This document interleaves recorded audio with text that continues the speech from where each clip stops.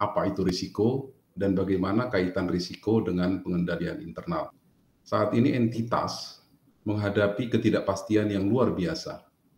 Tentunya ketidakpastian ini tidak bisa terhindarkan dan akan menimbulkan risiko-risiko di masa depan bagi setiap entitas, baik entitas publik maupun entitas non-publik, yang bisa menghalangi entitas dalam perjalanan operasinya atau pencapaian tujuannya.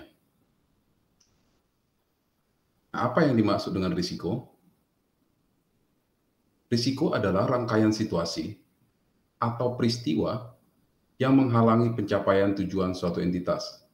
Jadi rangkaian situasi atau peristiwa ini bukan yang sudah terjadi, tapi yang diantisipasi akan terjadi, yang di masa depan bisa menghalangi perusahaan atau entitas dalam mencapai tujuannya. Nah, risiko ini selalu terkait dengan tujuan suatu entitas. Kalau entitas memiliki tujuan, tentunya akan lebih mudah untuk mengantisipasi risiko-risiko apa yang akan dihadapi di masa depan.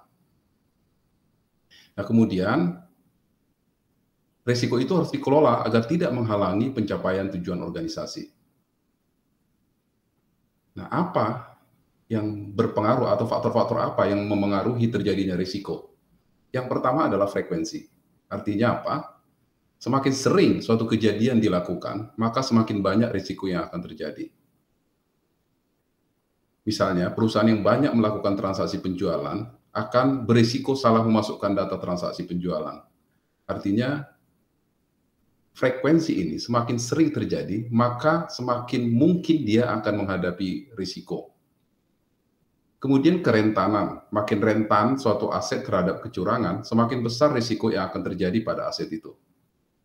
Misalnya kalau Anda bandingkan kas, misalnya dengan aset tetap, mana yang paling rentan untuk dilakukan pencurian itu biasanya adalah kas. Maka risiko terhadap kas itu lebih besar daripada aset tetap.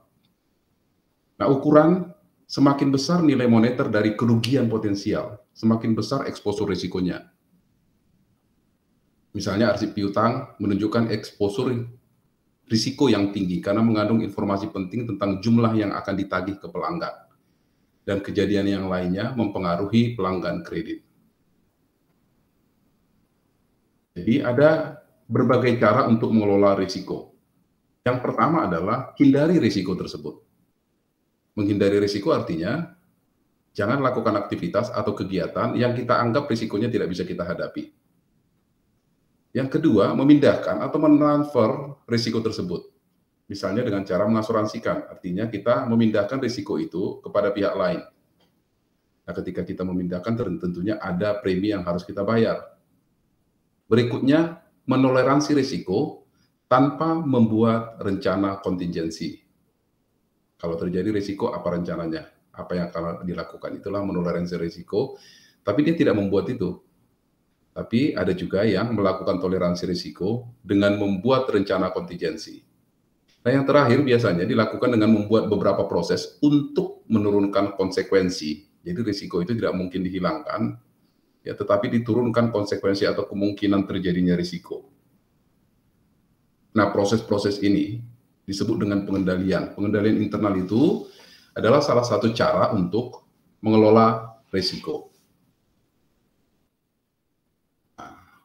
Untuk menurunkan risiko bawaan, risiko melekat diperlukan perancangan dan implementasi pengendalian internal. Nah, apa pengendalian internal itu? Adalah seperangkat prosedur dan aktivitas yang dirancang untuk meningkatkan efisiensi dan efektivitas pelaksanaan operasi dan mengamankan aset. Ini merupakan tujuan operasi ya, dari operasional objektif dari pengendalian internal. Kemudian ada mendorong organisasi dan setiap unit bisnisnya menaati peraturan perundang-undangan dan peraturan organisasi. Ya, ini tujuan ketaatan dari pengendalian internal. Dan yang ketiga adalah menghasilkan laporan keuangan yang handal atau tujuan pelaporan. Inilah tujuan pengendalian internal dibuat. Jadi dengan dibuat internal control atau pengendalian internal, maka keempat tujuan dari pengendalian ini bisa dicapai. Artinya, dengan dicapainya tujuan ini, artinya risiko bisa diturunkan konsekuensinya, baik konsekuensi keuangan atau konsekuensi terjadinya. Nah, risiko tidak bisa dihilangkan, namun bisa dikendalikan. Ya. Walaupun sudah ada pengendalian internal, tetapi masih ada risiko yang akan terjadi, maka itu disebut dengan risiko pengendalian. Jadi ada risiko bawaan, itu risiko yang terjadi tanpa ada pengendalian internal, risiko pengendalian, risiko yang tetap terjadi meskipun sudah dibuat pengendalian. Menurut Toso, pengendalian internal itu dibentuk dalam susunan lingkungan pengendalian, penilaian risiko, aktivitas pengendalian, informasi dan komunikasi, pemantauan. Jadi pengendalian internal itu dipandang sebagai suatu struktur yang terintegrasi, yang saling memengaruhi. Begitu ya. Toso mendeskripsikannya pengendalian internal itu dalam 5 struktur. Nah, kalau kita lihat strukturnya itu, yang pertama paling atas itu adalah lingkungan pengendalian, penilaian risiko, aktivitas pengendalian, informasi dan komunikasi, dan aktivitas pengendalian, di mana kelima struktur ini diaplikasikan kepada seluruh level organisasi, baik pada level entitas atau level yang lebih besar, divisi, atau unit operasi atau fungsi. Jadi tidak ada satu struktur pun atau satu level pun atau suatu elemen dari pengendalian ini yang tidak diterapkan pada setiap level organisasi. Nah, kelima-limanya ini juga akan mendukung pencapaian tujuan dari pengendalian. Tujuan operasi, pelaporan, dan ketaatan. Itu. Nah, kalau dilihat lagi dalam bentuk piramid ini, yang paling dasar, yang sebagai fundamen atau fundamental dari pengendalian internal itu menurut Toso adalah lingkungan pengendalian. Lingkungan pengendalian ini merupakan dasar bagi seluruh elemen pengendalian. Nah, kemudian komunikasi dan informasi ini memungkinkan pengendalian bisa dikomunikasikan di setiap level organisasi, dan pada pucuknya atau ujung dari piramida itu adalah pemantauan, yaitu memantau apakah seluruh pengendalian dilaksanakan. Nah, kemudian di atas lingkungan pengendalian adalah penilaian risiko. Jadi penilaian risiko harus dilakukan oleh organisasi. Nah, aktivitas pengendalian inilah yang disebut dengan pengendalian yang sesungguhnya dalam tanda petik, karena ini disebut hard control. Nah, ini bisa terjadi, bisa dilaksanakan kalau lingkungan pengendalian sudah berjalan dengan baik, penilaian risiko sudah dilakukan, dan sudah dikomunikasikan dalam bentuk tata informasi dan komunikasi di organisasi.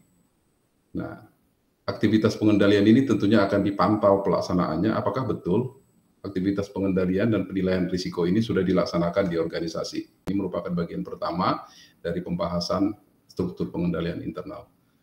Semoga hal ini bisa membawa kita ke pemahaman yang awal terhadap struktur pengendalian internal. Terima kasih, salam dari saya, Studio Akuntansi.